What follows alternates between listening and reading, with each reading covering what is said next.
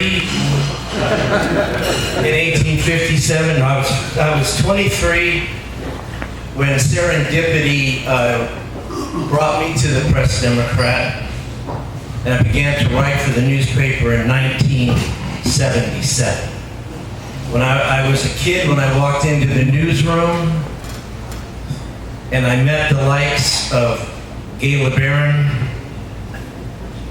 Art Volkerts. Anybody remember Art Volkerts? Yeah. Yes.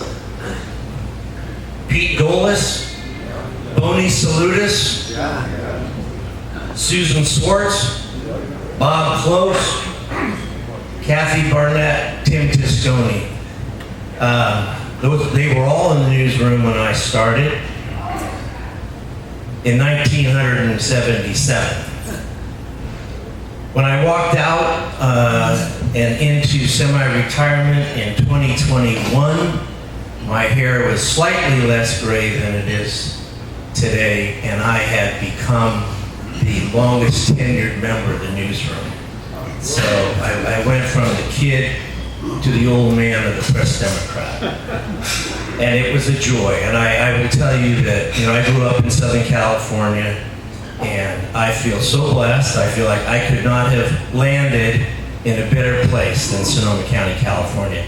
And to work my career among all of you, I know I've spoken with any number of you through the course of my career. I'm going to talk a little bit about the greatest joy being the people I met and the stories I was able to share. I did work on some big stories, and some of them were terrible stories. I helped with the team coverage of the murder rampage of Ramon Salcido in April of 1989. And in 2005, I conducted the first interview with Carmina Salcido, one of his three daughters who miraculously survived. When that happened, she was just short of 3 years old. I interviewed her when she was 19 years old. And I don't mind telling you that one of the wishes of my career, I was hoping that I would be able to write a story about the salvation and the redemption of Carmina Salcido. What happened to her, unspeakable. And I had the highest hopes for her, and the people of Sonoma County would have done anything for Carmina Salcido.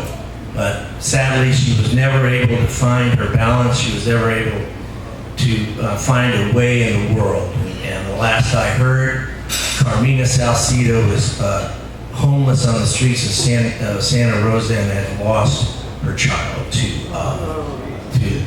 the child protector. And that's a bummer, and I'm very, very sorry. And I still hope.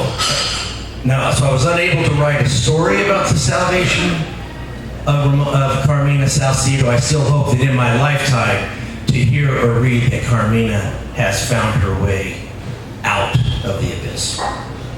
I'm going to boost this. This is not going to be all bummer, but I will tell you that I wrote our first story, the Press Democrat's first story about Polly Klaas in October 1993. And I'll tell you that I worked a lot of Saturdays, and I wrote a lot of police stories, and working on Saturdays, I covered a lot of rose parades and the like, and I did my share of Friday night crime.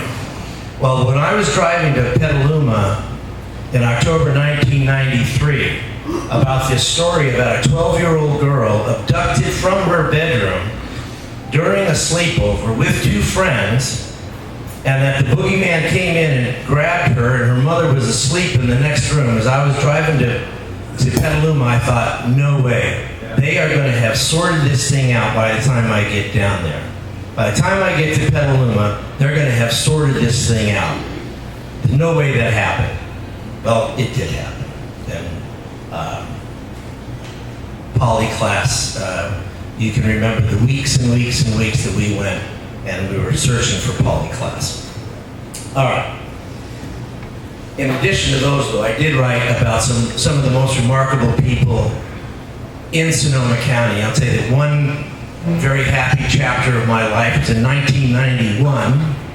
I got to meet and interview some of our Pearl Harbor survivors. 1991, 50 years out from Pearl Harbor. So in 1991, these guys, and this was a band of friends, this was a band of brothers, the Pearl Harbor survivors. And you probably know, some of you knew some of the Pearl Harbor survivors. Well, in 1991, they were only 70, 75 years old, my age, you know. Anybody here that old? No, don't. So they were pretty young in 1991, and I heard their stories, and they made me an honorary member of the local chapter, the Pearl Harbor Survivors Association. And in 1991, I traveled with them to Honolulu, and I walked with them, hundreds and hundreds of Pearl Harbor survivors being applauded as they walked through the streets of Honolulu. And I love these guys, and I wrote their obituaries to the last man, and that was a remarkable period of my life that I will never forget. And I'm going to speak a little more about Pearl Harbor. Then I got the column. I actually had two columns. Long ago I had something called Must Be Friday, and Gay LeBaron gave up a day. You know, Gay LeBaron at what time was writing 6 columns a week, just like Herb Cain. Herb Cain wrote 6 or 7 1,100-word columns per week. Gay LeBaron did that for years and years and years. And then in the 90s, or maybe it was the late 80s, Gay LeBaron gave up a day. And so I took over her column on Fridays. I wrote a column called Must Be Friday. And it was about life in Sonoma County and kind of whatever I heard about. And then for the last 20 years of my career, I had the column after Gay LeBaron so-called retired. And I would write short stories that I would hear, and most of them were uplifting stories. They were kind of stories, they were human interactions of a different kind than normally make the news. And so I would write a column about, say I wrote a column about mom took a couple of kids to the Sonoma County Fair one year, and she was communing with a calf. And she was petting the little calf on the head, and then this cute little calf started sucking her finger. Isn't that adorable? And then she pulled her finger out of this calf's mouth, and her platinum and diamond ring was gone. And so she asked the farm people there, well, how do we go about getting thy ring out of this cow? And they said, well, there are a couple of ways. Anyway, fortunately, as they were standing there talking, the cow irked her ring back up and out. And so there was not an emergency surgery. Another story that just tickled me is out here at Pioneer and Olivet. A guy was in his garage one day, and he has this tile roof, the ceramic tile and the red tile, and somebody says, "Man, what the hell?" And he looks up, and there's a hole in the roof, and something's oozing down on him, and it was a fish. And he did some detective work, and he figured out that an egret or a heron had stolen this fish from a neighbor's pond and was unable to keep a grip on it, so the fish fell through his roof. That's the kind of shit that I wrote about. All these years later, the Press Democrat is still, in my mind, doing some exemplary journalism. I was going to mention also that we were locally owned for many, many years, and then from the mid-'80s to 2011, we benefited, and I think the community benefited, from us being owned by the New York Times regional newspaper. So I'm sure some of you will remember that who's buying the Press Democrat? 1985, 1986, the New York Times. And that was a golden era for the Press Democrat. We still do some amazing news. I recall one piece, incredible series of stories by my colleague Phil Barber about digging into the real estate transactions of Ken Matson. A great story. Now, Matson, of course, is in trouble up to his ears, and it's a good thing. He's hurt a lot of people. Just recently, my friend and colleague Kent Porter had a remarkable, do I have to point this at something? Look at the power switch on the side. Oh, the power switch. Oh, and then I'm going, all right. I'm almost there. Oh, I see. So anyway, that's just the Press Democrat. All right, so Kent Porter, the New York Times, the Press Democrat, I believe, would not have won the Pulitzer Prize in 2018 for our coverage of the fires if it hadn't been for Kent Porter's photographs. Kent Porter's a 6-foot guy, 5'5", maybe you've heard from him, who races off into the face of danger. He says he's really not trying to get himself killed. He's really just trying to get the story. Well, just, 2 weeks ago, he happened to be in the Sacramento Valley, in the Central Valley, on an assignment, and lo and behold, he finds himself, oh, that's not my phone. I'm almost there. Well, he found himself near this explosion of the fireworks in Yolo County. Kent was on an assignment near Sacramento, some secret assignment. I said, Kent, what were you doing up near Sacramento? He says, I can't tell you, but it's a good story. So that's something to watch for. But if you think about it, amazing. Kent Porter, the Santa Rosa Press Democrat, happens to be up in the valley, and this explosion is happening. He pulls over. He's the only press photographer there. When that major blast happened, it shook his bones. He said he could feel the wave from that explosion. So he got these pictures and just happened to be over there. And these photographs were carried around the world. And that was our Press Democrat, and that was Kent Porter. So the Press Democrat continues to do some wonderful journalism. But things have changed at the Press Democrat, and they've changed in a big way. But I think before I go there, I'd like to tell you that, most of us, are any of us retired?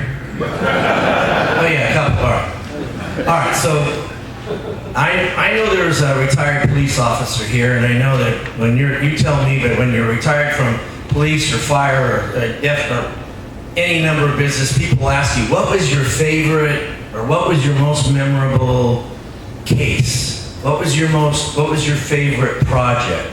Dennis, what was your favorite tooth? Right? That sort of thing. Well, I would be asked, and I know Gay gets asked this question a lot, what was your favorite story? What was your favorite story? And it's not that I had so many fantastic stories, but I did write a lot of damn stories. And to the very notion that I'm going to be able to come up with what was my favorite story was very difficult. And so I just kind of hem and haw. And then one day I decided I need to come up with an answer. I need to come up with an answer if somebody asks me what's my favorite story.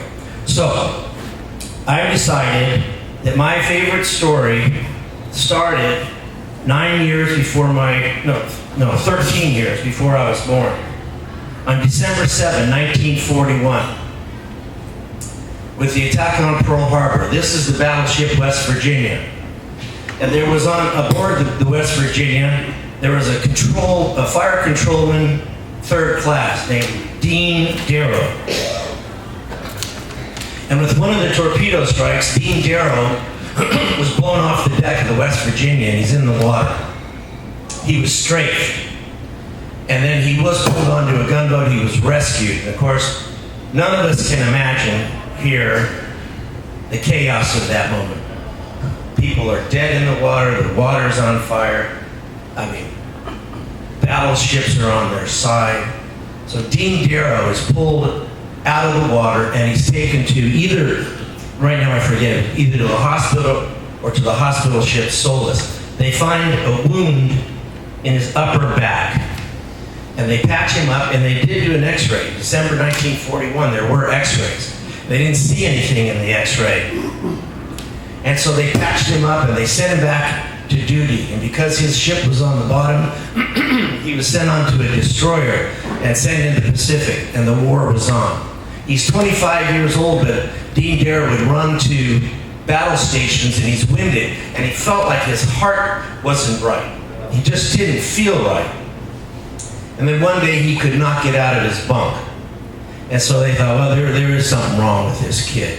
So they sent him back to Pearl Harbor and back for diagnosis. And they took a new set of x-rays. And I don't know how we missed that. Now I think we can see his problem. And they tell Dean Darrow, well, we found your problem.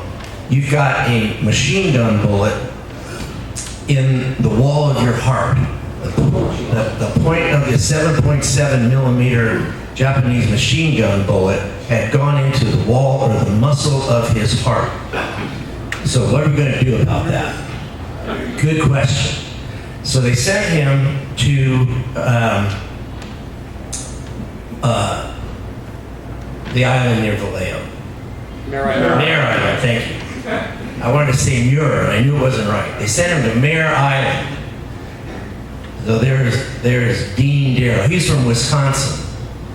So they sent him to Mare Island, and he is welcomed to the Naval Hospital by a very friendly nurse. Now, she wasn't that friendly to begin with, okay? But his nurse, her name was Alice Beck, and her nickname was Becky. And so she's going to be his nurse, and everything's going to be all right. And they bring in a renowned cardiologist from Stanford, Emil Holman, and they are going to take this bullet out of his heart. And before Dean is wheeled in there, he asks her, Miss Becky, if I come through this surgery, would you go on liberty with me? And she tries to be encouraging, and so she says, well, of course I will. Like you're coming out of this surgery. Lo and behold, so Dr. Holman opens his chest up, reaches around and grabs that bullet and gives it a yank, and the whole damn heart wants to come out. So because he's a lot smarter than I am, he takes some narrow little instrument, slips it in alongside the bullet, and breaks the vacuum, pops right out. Very little bleeding. It had just been the point. And he pulls that bullet out, and Dr. Holman now is the first human being, other than whoever loaded that bullet, to hold it in his hand and to behold it. And it was scarred and scraped and scratched. And so what they figure out is that it hit the battleship at least once, and it ricocheted at least once, bing, and that slowed it down. So when it went into his back, it stopped right in the wall of his heart. If it had been direct, boom, we wouldn't be having this conversation. So Dr. Holman takes the bullet out, and in the recovery room, he brings it to Dean Darrow. He says, Sailor, if you don't mind, I'd like to hold on to this bullet. There had never been a bullet removed from a live heart. And Fire Controlman Darrow said, I'm sorry, sir, I'm going to be keeping that bullet. So he can't wait to see Miss Becky. Miss Becky, remember? Oh yeah, okay. So they take a bus into San Francisco, they see a movie, they have a 19-cent hamburger or whatever, 1942. But I want to go back and recall to you that this surgery was performed in April of 1942. He walked around with that bullet in his heart for 4 months. So they went on a date. You can imagine that things went pretty well. And they married, and they lived down, he remained in the maritime industry, and they lived in the Bay Area. Then they retired up to Lake County, where I met them in 1991 when I was doing the 50th anniversary. I met Dean Darrow, and I went through his most remarkable scrapbook. There were stories in the New York Times about this surgery. And then I come across another story that there was a Marine in Vietnam had a very similar thing happen. And the same surgeon, Dr. Holman, removed that bullet. And Dean Darrow reached out to that soldier about the kinship that the two of them had, to have bullets taken out of their heart. So I met Dean, I saw his scrapbook, and then he died before the end of 1991. But they had been married for 50 years.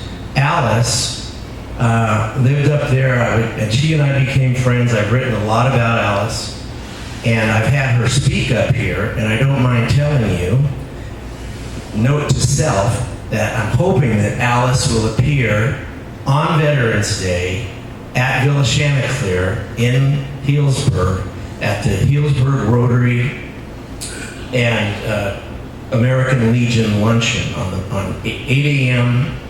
on Veterans Day, November 11th this year. Alice still speaks on occasion. She tells the story of Pearl Harbor. She tells her love story, and then she pulls that bullet out of her pocket.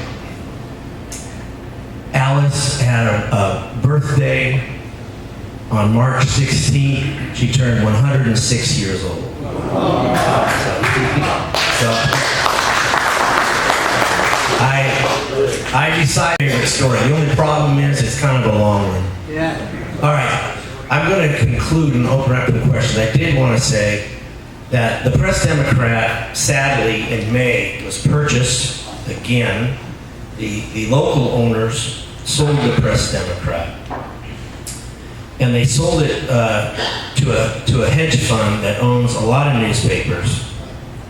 It's called Alden Global Capital, and it owns hundreds of newspapers. And I don't like to demonize anybody. I don't want to demonize them, but their business model is they buy up struggling newspapers, which is most of them, and they buy them for not a lot of money, and they figure out how they can extract profit from these newspapers. And the Press Democrat values having reporters and photographers. This Alden Capital values high return.